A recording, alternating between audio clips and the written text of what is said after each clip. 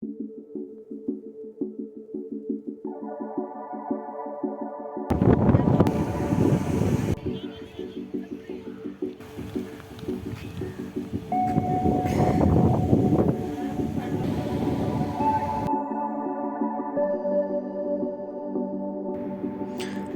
friends, so this vlog I have decided that since this is a Konkan vlog, I'm going to give the narration or the description in Marathi as well every now and then.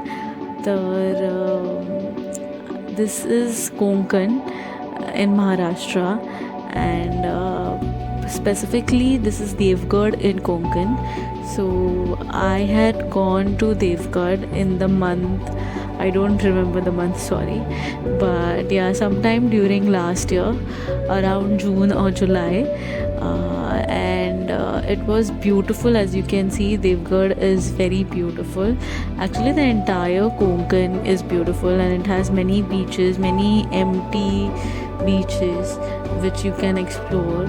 And the weather is quite tropical.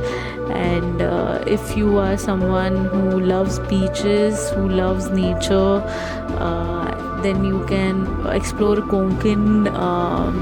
Especially if you don't like crowded beaches. Goa has a lot of beaches, but they are so crowded.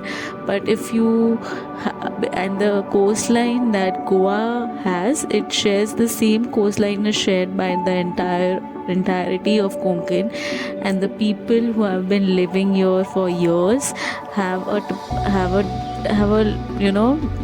a lifestyle that they have had for over the years now. So they have a quite laid back, quaint lifestyle here, and majority of the occupation is fishing, and a little bit of it is farming and tourism. So yes, so if you go here, you'll get to eat the most amazing seafood, and it just makes you slow down a bit, especially if city folks, whenever they go to Konkan, it's an escape to slow down and like look around and feel the nature, reconnect with nature. It's just so beautiful. And the weather is hot, very hot during the day, and it's normal during the night. It's not cold, I won't say it is cold, because you have the sea right there, so it's quite a tropical climate. And it this is the hotel that we stayed at. It was MTDC, Maharashtra Tourism's hotel. It was nice. The food was nice, and especially in Devgarh, you don't have many hotel options. So if you go there, you can go to many places that are there in Devgarh. Not in Devgarh, in Konkan, there are many options to visit Konkan. For example, you can go to Tarkali, you can go to Malvan, you can go to Devgarh, and there are many other towns and small towns. You can go to Sawantwadi. It's every town has its own beauty, its own, and all these towns have its own coastline, their own beaches. So it's just beautiful. Now when it comes to Devgarh, जर तुम्ही देवगडला जात असाल तर देवगडची speciality ही आहे की देवगडमध्ये एक सुंदर शिव मंदिर आहे, जे आणि ते एक्झॅक्टली समुद्रावर आहे. तर आणि ते खूप त्याचं इम्पॉर्टन्स पण आहे, कारण शिव मंदिर जनरली एका कुठच्या तरी वॉटर बॉडीच्या जवळ असतात. तर ते आयदर लेक असू शकतं किंवा ते समुद्र असू शकतं. तर समुद्राकाठचं शिव मंदिर ही खूप कमी ठिकाणी बघायला मिळेल. तर इकडे तुम्ही जाऊ शकता. ते शिव मंदिर खूप जुनं आहे, आणि तुम्ही जर गेलात तर हा त्या शिवमंदिरचा परिसर आहे. खूपच सुंदर आहे. आम्ही इकडे बसून खूप वेळ समुद्राचा आणि मंदिराच्या शांततेचा आस्वाद घेतला. आणि जेवण आता कोकणात जाणार तर तुम्हाला मच्छी जरूर खायचं मन करेल. पण मी असं बोलेन की कोकणाच्या देवगडामध्ये मला एवढं काही असं मी स्वतः मच्छी खायची पण आता सध्या तरी नाही खात आहे. तर मच्छीचे ऑप्शन, सी फूडचे ऑप्शन्स एवढे नव्हते इकडे. पण अदरवाईज मला समुद्र आणि विंडमिल्स आणि हे सगळं खूप युनिक आहे टू देवगड. देवगडच्या इकडे 2 छोटे गड पण आहेत. ते गड पण तुम्ही बघू शकता. तुम्ही हे विंडमिल्सच्या इकडे जे छोटं गार्डन डेव्हलप केलं आहे ते तुम्ही बघू शकता. तुम्ही समुद्रावर वेळ घालवू शकता. तुम्ही मंदिरात वेळ घालवू शकतात. तर तुम्ही 1-2 दिवसाची ट्रिप देवगडला करण्याची काहीच म्हणजे हे हरकत नाही आहे. आणि तुम्ही तुमच्या मुलांना घेऊन येऊ शकता.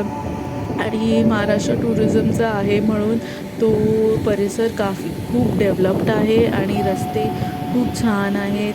आणि हे एक ऑफबीट लोकेशन आहे. हे देवबाग करून पण एक जागा आहे आणि देवगड करून पण एक जागा आहे. देवबाग पण खूपच सुंदर आहे. ते मालवण आणि तारकर्लीच्या जवळ येतं. आणि देवगड हे थोडं रत्नागिरीच्या जवळ जातं. जर मी चुकत असेल तर कमेंट सेक्शनमध्ये please correct me. But otherwise मला खूपच आवडलं. देवगडची एक वेगळीच सुंदरता आहे. आणि इकडची कम्युनिटी फिशिंग कम्युनिटी आहे इकडे. आणि इकडे हे लाईट हाऊस आहे. हो, हा शॉट मी लाईट हाऊसला गेलेली तेव्हाचा आहे. आणि लाईट हाऊसवरून खूप दूरपर्यंत फक्त समुद्रच नाही तर डोंगरकाठच्या नद्या पण बघायला मिळतात. हा तो भाग आहे जिथून समुद्र बघायला मिळतो. आणि जर तुम्ही सर्कल करून दुसऱ्या भागात जाल, जे आता तुम्हाला मी दाखवेन, त्या भागात तुम्हाला पूर्ण हे पण बघायला मिळतो. ह्याचे डोंगर बघायला मिळतात आणि नद्या पण बघायला मिळतात. देवगड खूप शांत अशी जागा आहे. जर तुम्हाला जायचं आहे तर तुम्ही नक्कीच जाऊ शकतात. आणि हे डोंगराची बाजू आहे. हे सगळे डोंगर आहेत तिकडे शिवाजी महाराजांचे 2 गड आहेत. खूप छोटे गड आहेत. मोठे नाही आहेत पण जाण्यासारखे आहेत, बघण्यासारखे आहेत. जर तुम्हाला ॲबेंडन प्लेसेस आजकाल खूप लोकांना जायला आवडतात, तर it can be something similar to an abandoned fortress that you can go to. Then people like to go to offbeat locations, and this is very much an offbeat spot. And I wish people were allowed inside the windmills and could see the operation, how windmills operate. That could also be a very interesting tourist spot. Now this has a lighthouse, so there are many things to do. You can just sit here. There were people when we came here, पण आणि light हाऊसला बघाल तर त्याची अशी उंची पण नाही वाटत. पण जेव्हा तुम्ही वरती चढाल आणि वरपर्यंत जाल तर तुम्हाला रिअलाईज होतं की खूप उंचावर आहे हे लाईट हाऊस. आणि लाईट हाऊसची खूप काहीच फी नाही आहे किंवा काहीतरी नॉमिनल फीच आहे, जी आहे 20 रुपये. तर तुम्ही नक्कीच जाऊ शकतात. आणि मी खूप इन्सिस्ट करेन लोकांना, एक्स्पेशली महाराष्ट्राच्या आसपास आलेल्या लोकांना किंवा गोवापर्यंत येणाऱ्या लोकांना पण मी इन्सिस्ट करेन की तुम्ही कोकण बघूनच जा. कारण आणि तुम्ही जर 2दा-3दा गोव्याला येत असेल तर ती coastline doesn't just end. Now this is the lighthouse and right besides that there is a fort. And फोर्टच्या इकडे एक गणेश मंदिरसुद्धा आहे. तर ते मंदिर पण बघू शकतात तुम्ही, फोर्ट पण बघू शकतात. आणि you will always, if you are someone who enjoys sunsets from mountains and especially a sunset on a sea but at an altitude, तर ही जागा बेस्ट असेल. तुम्ही सनसेटला ह्या जागे येऊ शकतात, पूर्ण सनसेट बघू शकतात. तर मी इन्सिस्ट करेन तुम्ही विंडमिल एक्स्पेशली सनसेटच्या अराउंड या, इकडे बसा, मस्तपैकी सनसेट बघा. आय मीन मला असं वाटतं जेव्हा पण तुम्ही एका बीची टाऊनला, स्मॉल टाऊनला व्हिजिट करतात, इवन जरी तुम्ही गोव्याला, you should always catch the sunset because sunset बीचच्या जवळच असतात आणि खूपच सुंदर असतात. तर आता मी पण सनसेट बघितला, मग आम्ही सनसेट विंडमिल्सच्या इकडे एक त्यांनी गार्डनसारखं हे सेटअप केलं आहे, तिकडून आम्ही तो सनसेट बघितला. आता हे शिव मंदिर जे मी तुम्हाला सांगत होती त्याचा आतमध्ये एंट्रीचा परिसर आहे, तर तुम्ही एंट्री इकडून कराल आणि खूपच मोठं असं शिवमंदिर आहे. तिथे फक्त शिवची नाही पण बाकी दुसऱ्या देवांची पण छोटी छोटी देवळं आहेत आणि एंट्रीच्या इकडेच तुम्हाला गणपती बाप्पाचं हे छोटंसं एक स्टॅच्यू बघायला मिळतो आणि असं ह्याला पण एका मावळ्या फोर्टसारखं एंट्रन्स दिलं आहे त्यांनी आणि ते आतमध्ये खूप वेगळ्या देवाचे देवळं आहेत आणि मेन जे देवळं आहे ते शिवमंदिरचं देवी देवतांचं सगळेच खूप छोटे देवळं आहेत आतमध्ये आणि खूप फेमस आहे हे देवगडचं. तर तुम्ही नक्कीच या देवळाला व्हिजिट करा. So Devgad actually to be very honest was me actually देवबागची बुकिंग्स करत होती पण चुकून मी देवगडचे बुकिंग केले आणि मग नंतर जेव्हा देवगडवर रिसर्च केलं तेव्हा मला असं वाटलं की नाही यार देवगड पण बघण्यासारखं आहे आणि तर आपण जाऊयाच देवगडला. तर आम्ही गेलो आणि इट डिड नॉट डिसअपॉइंट. फक्त मी असं म्हणेन की खाण्याचे ऑप्शन्स खूपच कमी आहेत पण अदरवाईज हे खूप चांगलं ठिकाण आहे आणि नॉनव्हेज जर तुम्ही स्पेशली मच्छी खायसाठी जात असाल तर मी बोलेन की this wouldn't be an ideal place. But जर तुम्ही ट्रॅव्हलच्या दृष्टिकोनाने जात असाल आय वुड सजेस्ट दॅट ही खूप एक्सप्लोअर करण्यासारखी जागा आहे. नक्कीच तुम्ही एक्सप्लोअर करा. आता हे जे आतमध्ये तुम्ही शिवमंदिरावर जो अभिषेक करतात तो इथून गौमुखामधून बाहेर पडतो तर तुम्ही समजू शकता ते आर्किटेक्चर किती जुनं आणि मिनिंगफुल आर्किटेक्चर आहे आणि आय विश की महाराष्ट्राचे कोकणाचं टुरिझम वाढावं आणि मला एक्स्पेशली आय गेस आम्ही 2-3 वेळा या देवळात गेलो, 2 वेळा तरी गेलोच असू आणि कारण हे देऊळ खूपच शांत आणि असं मोठं आणि असं एक देऊळ असं ना जे खूप असं स्ट्रॉंग आणि सिग्निफिकंट फिलिंग देतं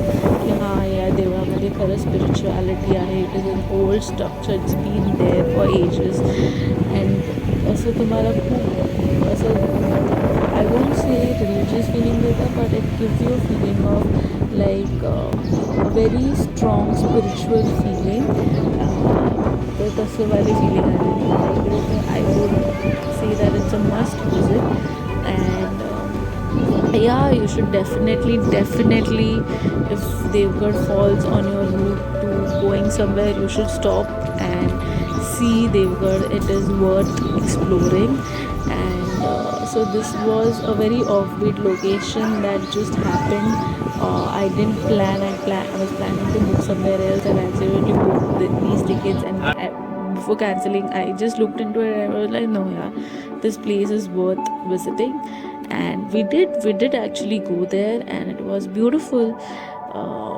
It was we were there for like 2-3 days and you can book at Maharashtra's tourism this thing.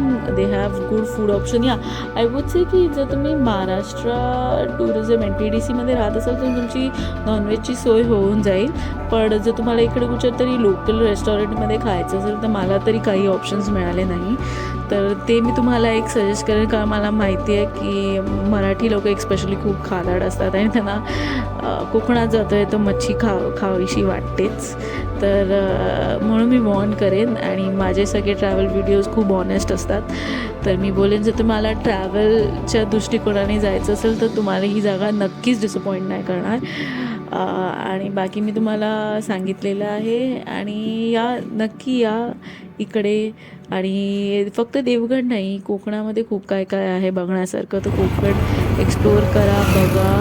जर तुम्ही गोव्याला वारंवार येत असाल तर तुम्ही कोकण एक्सप्लोअर केलंच पाहिजे.